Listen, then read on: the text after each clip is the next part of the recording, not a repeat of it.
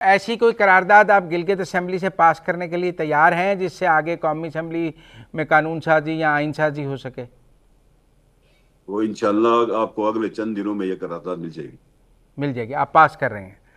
اچھا، ایک آپ کے انشاءاللہ. انتخابی مہم میں بڑا ایک تنازع تھا، ایک مسلم لیگ نون کہتی تھی ہم گلگت بلتستان کو لاہور بنائیں گے، پیپلز پارٹی کہتی تھی ہم اس کو کراچی اور لاڑکانہ بنائیں گے. یہ امجد صاحب جو ہیں یہ گلگت بلتستان کو کراچی لاڑکانہ بنانا چاہتے ہیں یا لاہور بنانا چاہتے ہیں؟ پھر میں گلگت بلتستان کو تھر بنانا چاہتا ہوں. تھر بنانا چاہتے ہیں؟ تھر اس لیے بنانا چاہتا ہوں کہ وہاں سے آپ کے ہمارے پاس ریسورسز بہت زیادہ ہیں. ہاں. ہمارے پاس انرجی کا پوٹینشل ہے، ہمارے پاس مائننگ منرل کا پوٹینشل ہے، ہمارے پاس ٹوریزم کا پوٹینشل ہے. ان پوٹینشلز کو ہارویسٹ کرنا چاہتے ہیں. جیسے تھر کے اندر پاکستان پیپلز پارٹی نے اس پوٹینشل کو ہارویسٹ کیا. آج پاکستان کو وہاں سے بجلی کی سہولت مل رہی ہے اور دیگر جو سہولیات مل رہی ہیں، تو وہ نیچرل ریسورسز کا استعمال کرنا چاہتے ہیں ان ٹرمز آف مطلب اکانومی کے اوپر اس کو کنٹریبیوٹ کر سکیں. تو آپ کراچی اور لاہور کو آپ بھول جائیں. ہم گلگت بلتستان نیچرل ریسورسز سے رچ ایریا ہیں. ہم گلگت بلتستان کی اکانومی کو بھی بہتر کریں اور پاکستان کی اکانومی پہ بھی انشاءاللہ تعالیٰ گلگت بلتستان کنٹریبیوٹ کرنے کی صلاحیت رکھتے ہیں. اچھا، بلدیاتی انتخابات کا بلاول صاحب نے نعرہ لگایا ہے، کوئی شیڈیول آپ کے پاس کہ کب تک؟ وہ کہتے ہیں سردیوں سے پہلے کرا لیں گے. اب گلگت بلتستان میں تو ستمبر اکتوبر میں سردیاں آ جاتی ہیں، مہینے تو آپ کے پاس 2 ہی رہ گئے پھر بلدیاتی انتخابات کرانے کے لیے. سر اکتوبر سے پہلے انشاءاللہ تعالیٰ گلگت بلتستان کا جو بلدیاتی الیکشن ہے یہ مکمل ہو سکے، اور اس کے اوپر ہم مطلب ہنگامی بنیادوں پہ کام کر رہے ہیں اور کوشش کریں گے کہ اکتوبر کا مہینہ جو ہے اس کے اندر ہی ہم مطلب بلدیاتی الیکشن کرا سکیں اور گلگت بلتستان کا لوکل گورنمنٹ کا سسٹم ان پلیس کر سکیں. چونکہ 20 سالوں سے نہیں ہوا ہے. باقی صوبوں میں شاید مطلب آف اینڈ آن ہوتے بھی رہے ہیں، لیکن گلگت بلتستان میں پچھلے 20 سال سے لوکل گورنمنٹ کا سسٹم نہ ہونے کی وجہ سے یہاں کی یوتھ فرسٹریشن کا شکار ہے. یہاں کے اندر مطلب ڈیولپمنٹ کی پیس بھی بہت زیادہ مطلب وہ ایکوریٹ نہیں ہے. تو ہمیں گلگت بلتستان کے اندر بلدیاتی نظام کی سخت ضرورت ہے. اور اس کے لیے اس کی وجہ یہ ہے سر کہ ہمارے پاس سینٹ کی پروویژن نہیں ہے، ہمارے پاس قومی اسمبلی کی پروویژن نہیں ہے، ہمارے پاس محض پروونشل اسمبلی کی پروویژن کے اندر اگر ہم اپنے آپ کو محدود رکھتے ہیں، بلدیاتی بھی نہیں کراتے، تو یہ جو ڈائسپورا ہے، یہ پولیٹیکل جو مطلب آپ کے پاس یوتھ ہے، اس کو ہم کہاں انگیج کریں؟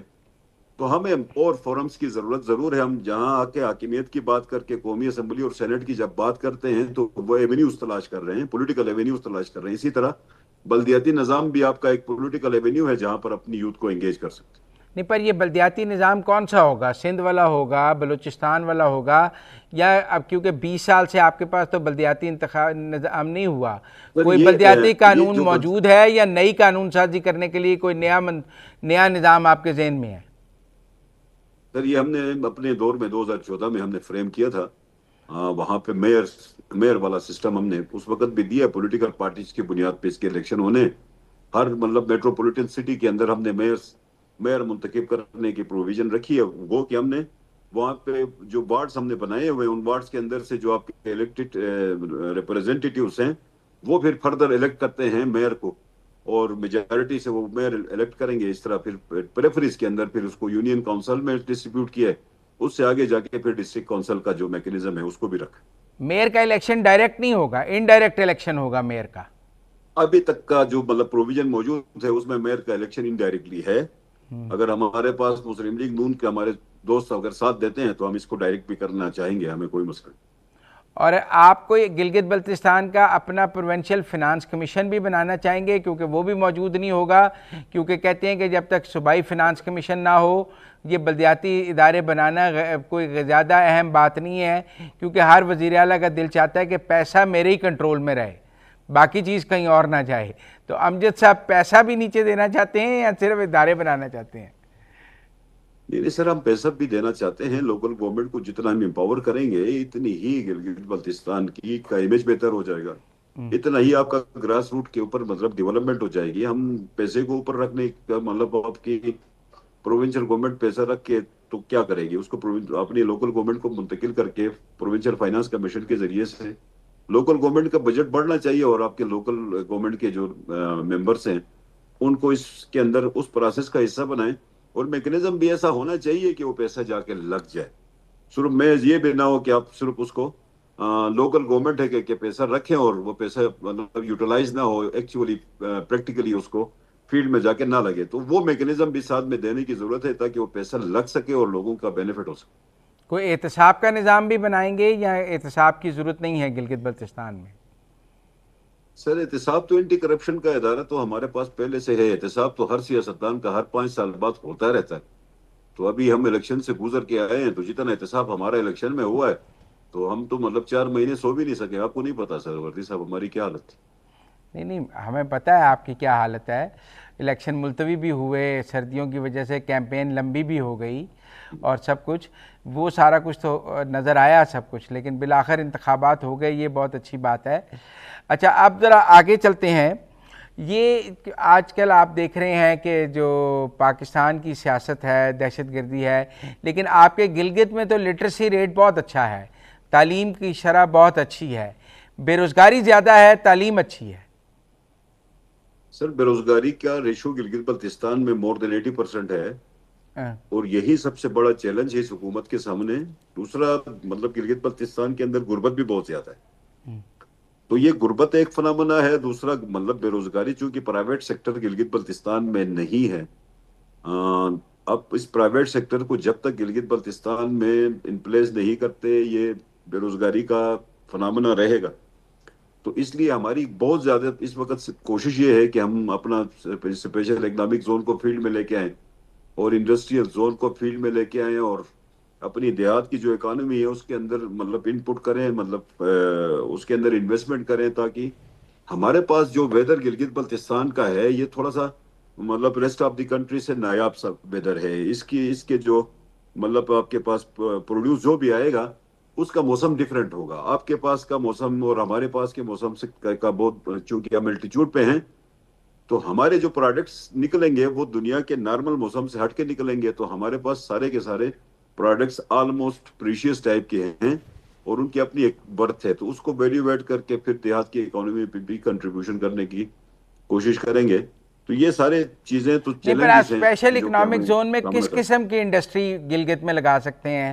آپ کا کیا خیال ہے کہ کون سی انڈسٹری گلگت میں وائبل ہے؟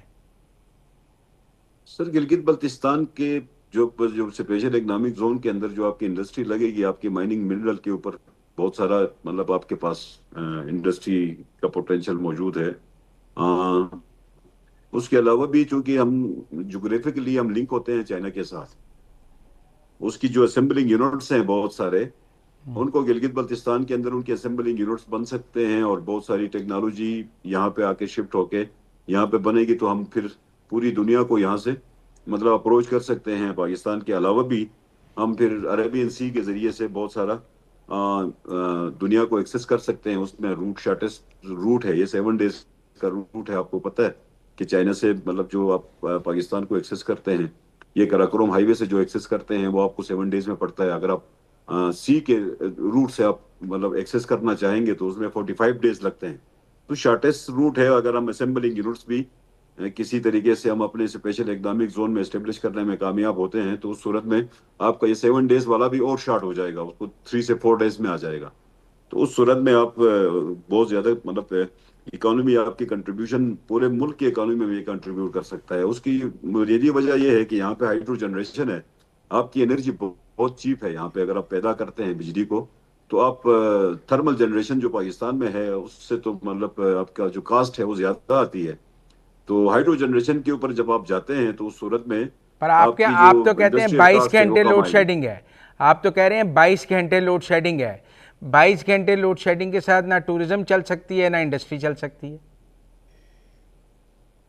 سر 22 گھنٹے کی لوڈ شیڈنگ ایک طرف ہے اور مطلب 7,500 8,000 گلیشیئرز دوسری طرف.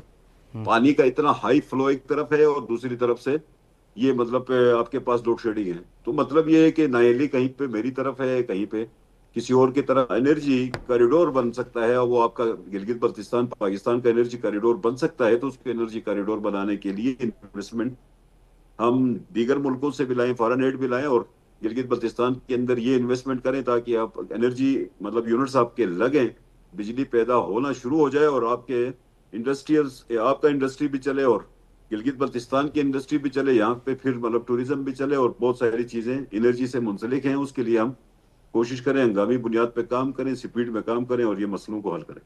शहबाज शरीफ और अमीर मुकाम से कैसे तल्लुकात हैं आपके? सर अमीर मुकाम तो मेरा बड़ा भाई है, शहबाज शरीफ साहब भी बहुत अच्छे हैं, और इस पूरे इलेक्शन के प्रोसेस में सबसे पहले मुबारकबाद देने वाली शख्सियत भी शहबाज शरीफ ही है, तो वो मुझे क्यों अच्छे नहीं लगेंगे। ताउन रहेगा आपका उनका गिलगित बल्तिस्तान के हवाले से, या महाजराई तो तसादुम शहबाज शरीफ साहब की भी गिलगित बल्तिस्तान के साथ एक बहुत पुरानी अटैचमेंट है सर। पिछले गवर्नमेंट में ही उसने कोई 100 मेगावाट का हमें ये सोलर का प्रोजेक्ट दिया, उसके ऊपर रोजाना की बुनियाद पे वो काम करते हैं। और दूसरा उसने मतलब जो आपका दानिश स्कूल वाला प्रोजेक्ट्स हैं, वो भी उसने 3 रीजन्स में दिए हैं। और उस हिसाब से उसकी अटैचमेंट तो नजर आ रही है। हम कोशिश करेंगे कि शहबाज शरीफ साहब के साथ भी चलें, और गिलगित बल्तिस्तान वफाक के बगैर तो नहीं चल सकता, आपको पता है कि हम उसके साथ एक अच्छे माहौल में चल के गिलगित बल्तिस्तान के मसाइल को हल करना चाहेंगे।